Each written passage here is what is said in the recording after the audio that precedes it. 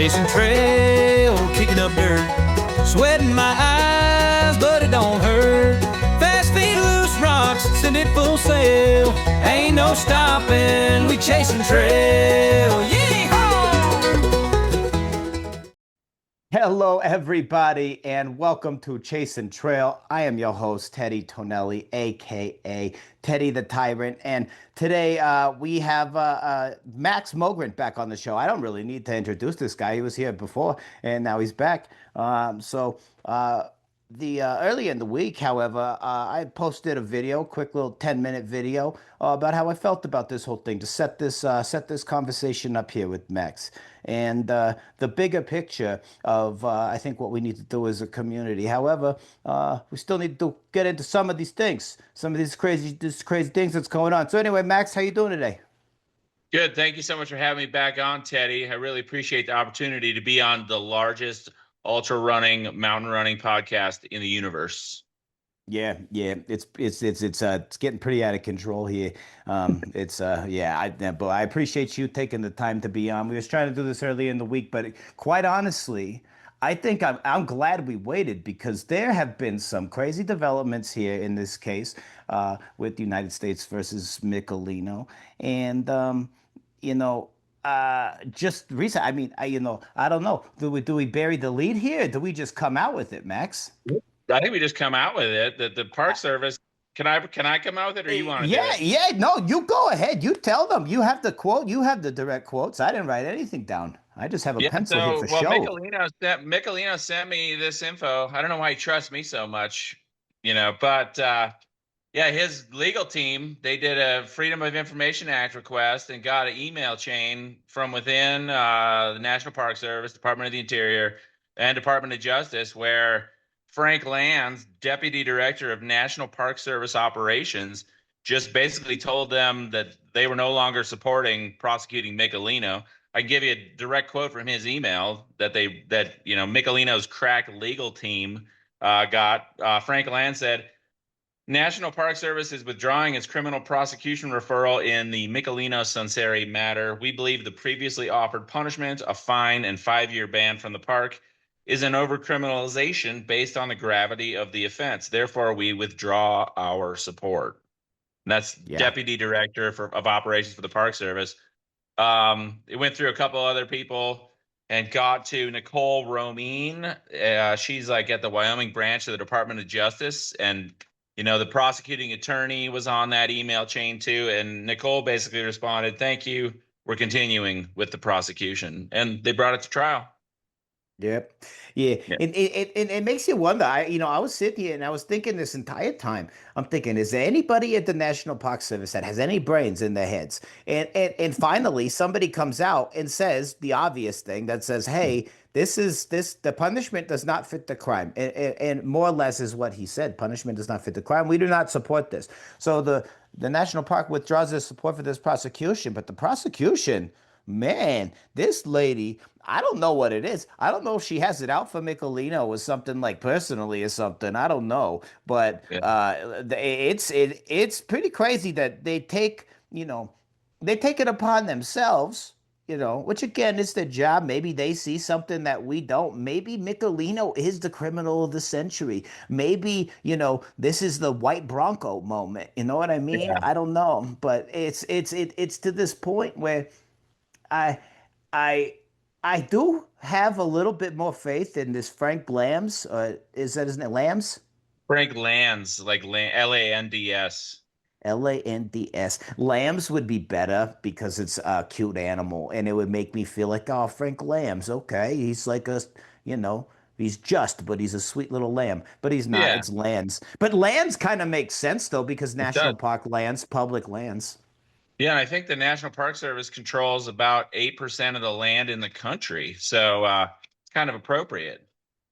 Yeah, it's actually kind of interesting, and I'm sure we'll talk a little bit more about the Michelino case.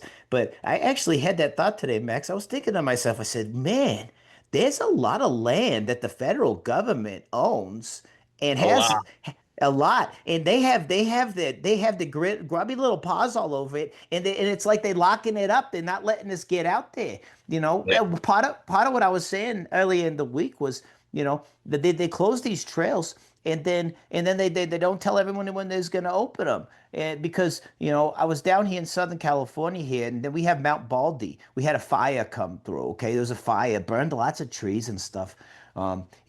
Because of the forest management. We could get into that too, I'm sure, but they don't do Oh, yeah. anything around here. Yeah, but either which way, here's the thing is they closed that mountain down. Now there's a little town there. I think it's called Mount Baldy. Not very original. They're just whatever. Anyway, or maybe it's called San Antonio. And it's this tiny little town, but that town relies on people to be there for Yeah. their economy, and it's a tiny little town. There's probably like 5 people living there, but those 5 people rely on all the tourists coming up there, going and marching up and down the mountains. And to their credit, they got it open fairly quickly from the fire that was like year and a half ago, maybe last year. But that's all around the country. And they own all this land. They're mismanaging it, and they're telling us that we can't use it. You know, uh, it's it's Yeah. it's a travesty. Yeah, and they got so many laws on the books.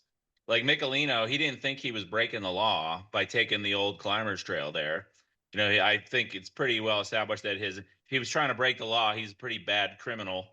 But the greater point is there's so many laws, there's so many fees, and 20% of the I think it's 26% of the land in the country is owned by it's controlled by the federal government. How do they get it? Well, I'm pretty sure they stole it. They didn't buy that land off anybody. And we get all this PR about how the federal government does so much to protect the lands and cares so much about conservation and environmentalism and stewardship and protecting the resource and whatnot. But if you look at I don't think we should demonize the Park Service and the Forest Service so much, because bottom line is the federal government as a whole only commits a tiny, tiny fraction of a percentage of the annual budget to managing 20% of the land in this country. Oh yeah, this is very true. I mean, that's the thing though, is and and it's not blaming the people of the Forest Service. I mean, they're out there trying to do the work that they can do. I mean, Yeah. and then their recent layoffs and everything like that, it's even harder for them. So, you gotta say, you're not giving enough money to all this land that you're owning and doing nothing with except for mismanaging it. Something doesn't check out here. And like you said, it's all done in the name of conservation, yet it all seems to come down to the fact that as long as they can make money on it in some way, shape, or form, that's the prerogative. It has nothing to do with the conservation. It's just always, wrapped up in this little thing that says, oh, we're going to protect the animals and the plants, but it's not. It's about making more money. Like was you saying, is the Booz Hamilton's people, Yeah. Yeah, that's a Yeah. big hot button issue here locally. It's funny, the Michelino trial and they're charging fees around my hometown, Alpine. One nice thing here, Jackson, there's some trailheads and whatnot in Jackson. There's some places you can camp for free, but for the most part, it's pretty locked up. Yeah. They don't open new trails, they close trails. They don't Yeah. open new campgrounds, they close free camping areas. And Yep. now in the Snake River Canyon, which is just 5 miles up the road from where I live, they're charging fees through this cashless system managed by a private intelligence and military contractor, Booz Allen Hamilton, where you have to either pay with a credit card, buy a smartphone after downloading Booz Allen Hamilton's rec.gov app, or they say they're going to put these digital payment kiosks up at all these boat ramps. And I go surf at this little wave on the river there, a little standing wave you can pretend you're surfing on. And they're charging $5 a day for someone to go there. The average person that goes to that parking lot is not, they're just there, they're going to go take their kid fishing, or they're going to go, most of the people that come down there just park and walk down the little trail and watch the surfers for 10 minutes, and then they go back to their car and continue on their merry way. It's not, the average person is not getting $5 worth of value out of Yeah. their experience there. And if they put when these digital payment kiosks they're talking about putting in, like Yosemite, for example, out in your neck of the woods, they're going cashless digital, and they're spending $60,000 a pop on these digital payment kiosks. And I know, if they put a kiosk like that in the parking lot where I go to surf, it's going to take 10, 15, 20 years just to pay off installing the kiosk, assuming it lasts that long. Yeah, yeah. Well, and the thing is you're gonna have some rogue person come out there with the Jeep and a chain, and they're just gonna rip it out of there and be like, down with your robots." And Yeah. I'm not condoning No, vandalism. me I'm just neither. saying, Or it, what if some scammer that likes to skim? You worry about yeah, skimmers on gas pumps. But what if yeah, some scammer decides he wants to target these backcountry kiosks for a skimmer, and you want yeah. to just go for a hike or you want to go camping, and next thing you know, your identity is getting stolen. Skimmers. Yeah, I'm gonna you write know? that. I'm gonna write that. I write that down. I'm gonna maybe if they do that, I might do the skimmers. The Yeah, it could podcast. be It's the podcast only makes so much money. So that might be a worthwhile investment. yeah. Tedy's Yeah, got to get his beak wet. yeah, yeah. Teddy's got to get his beak wet. You know how it is, Max. You know how it Yeah, is. Yeah, no, you mentioned Yosemite, and I just saw recently that speaking of laws, our government, they're so brilliant. They decided that there's a bunch of people in Yosemite. Apparently, what they're doing is they're hanging flags down on El Capitan, and yeah. they're protesting stuff. I don't know. Teddy doesn't watch the news, so I'm not really sure. But somebody was telling me, they said the way that they're gonna combat this egregious act of vandalism of flags going down on the rocks is Yeah. they're gonna make a law that says you can't put flags on rocks, which is okay. Why we do it? Do we not have in this conversation? Do we not just have this conversation about over criminalization? Now you're gonna make how about this? Here's an idea. Here's a freaking crazy idea. Okay, what are these people protesting about? How about we put more freaking park rangers out there, and we take these people that's hanging the flags, and we freaking right off the cliff, kick them off. Yeah, like in the movie 300 when they kick that guy down the well. Exactly. Except We just 3,000-foot fall. That's gonna bring tourism into the park. yes. People will be coming to photograph the blood splatters for years to come. And here's the thing is that we just solved two problems, and they're not looking at these things creatively, because it's like you want to do a new law, but it's like, no, we need help in the park, so let's get our park rangers back in there, give them a Yeah. little bit more authority. I'm not saying we give them guns, because then they'll get real crazy. I still think that we need to allow hand-to-hand combat to give the protesters a chance, because again, we do have to realize that there is like the showmanship that has to go on, because there's going to be the people down below with the cameras and their magnifying glasses and stuff like that watching the battles happen. Oh yeah. Yeah, that makes perfect sense. I think you're really onto something there. We need Tedy for president in 2028. Yeah, well, that's the thing, is that I don't think people realizes how close it is, because of my namesake being Teddy Roosevelt. It only makes sense. I don't Right. know. Yeah, You could pioneer the rebirth, the reformation of the conservation, preservation, and enjoyment of America's public lands. I think that's a great idea, Max, because the thing is I don't know anybody that loves animals more than Teddy. It's Yeah, actually like I don't think I've ever met anybody that loves animals more than me. valid. Yeah, I mean, that Michelino, I think he just pretends to love those Huskies to kind of boost his PR. yeah. Is that right? Some I kind of get the impression there sometimes too, because if you didn't notice, he has his one dog. His one dog is Thor. It's an Uh-huh. older dog. Yeah, I mean, he's not like old, but like he's getting older, and I think he's losing like his charm on the things that Michelino does with the dogs. And so he got a littler one that's cuter, and it runs faster and stuff, and it's like more friendly. So, Yeah. it is kind of a PR thing, I think. And I actually recently saw, actually, now I'm glad you mentioned it. One of Michelino's lawyers, I think it was, somebody that's associated with him, sent me a Instagram reel of another lady somewhere else that found Michelino's story, and she started talking about it. The reason I bring it up is because she was a Husky mom and he's a Husky dad. And the Husky people's coming together, and I think dog people in general is coming together to support Michelino. And the thing is you have people like these Kelly Halpins and these Ryan Burks. You could tell they're cat people, and it's not like there's anything wrong with cats, but you can, but cat, there's something about people that you could tell they're cat people. That's all. I'm just gonna leave it there because I don't want to upset anybody. Well, just last week I had a little snafu in the national park because I was talking with my dog, and she said that she identified as a horse that day. So naturally, I figured she'd be welcome in the national park. Yeah, yeah. But the government That did not feel that way. they didn't feel this way. To see, and this is what I'm saying is they had these double standards, and we Yeah. can't live. They can't live for these things, And I don't think people realize it. It's because that's I haven't ever brought my dog to a national park because she has never actually. She never.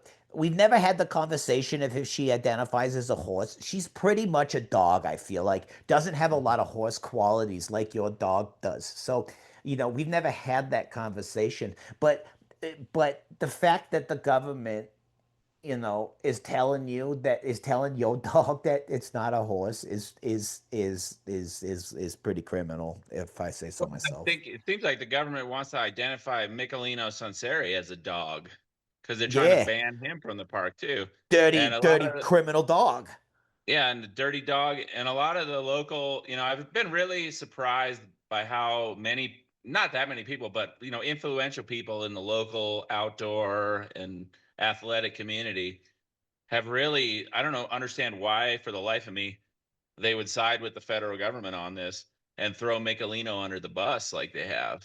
Well, and especially with the recent news with the NPS coming out and saying, uh we don't want to press charges on this guy. So the question is who exactly are you standing up for now? It's not what the national park's saying, because they're saying that this is ridiculous. So we're, all these other people that isn't the lawyers, isn't the federal government, these people that is, doing a really good cuck job for the federal government, however, Yeah. just like really just taking it and just like they Yeah, like they got no skin in the game.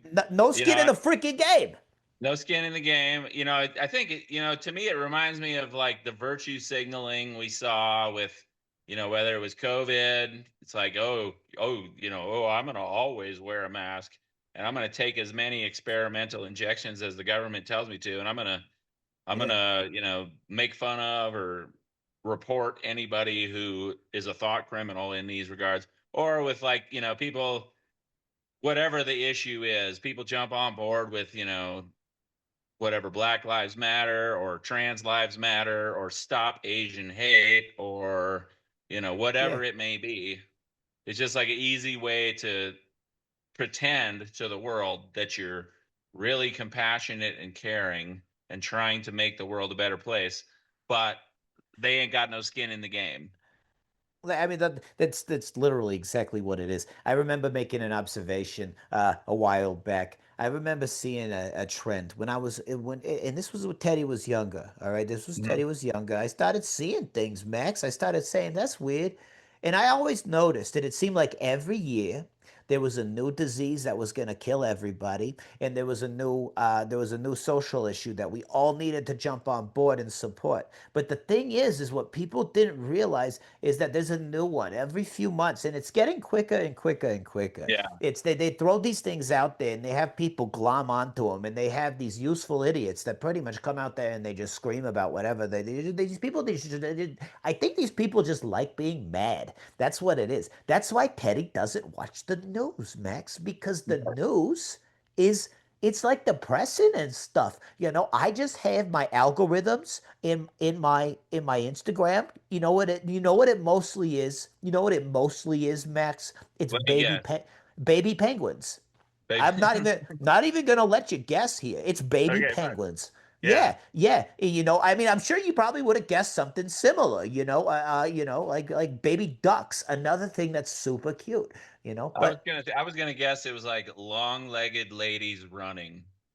oh yeah, those is great too. But Yeah. you know, Teddy does like them on the shorter side. I'm not super picky, but you Mhm. know, I do like them on the shorter side. The ones with the really long legs, usually they're faster than Teddy. And sometimes, look, call me what you want, but the thing is I feel emasculated when my lady's faster than me. And like the thing is like Teddy likes that sometimes. Sometimes I like them being dominant, you know. Sometimes I like to you know, like be choked a little bit, you know, Yeah. and you know, like they say, like, you know, like good little boy, and I'm like, yeah, you know, but you Yes, know, mommy. anyway, Thank you, yeah, mommy.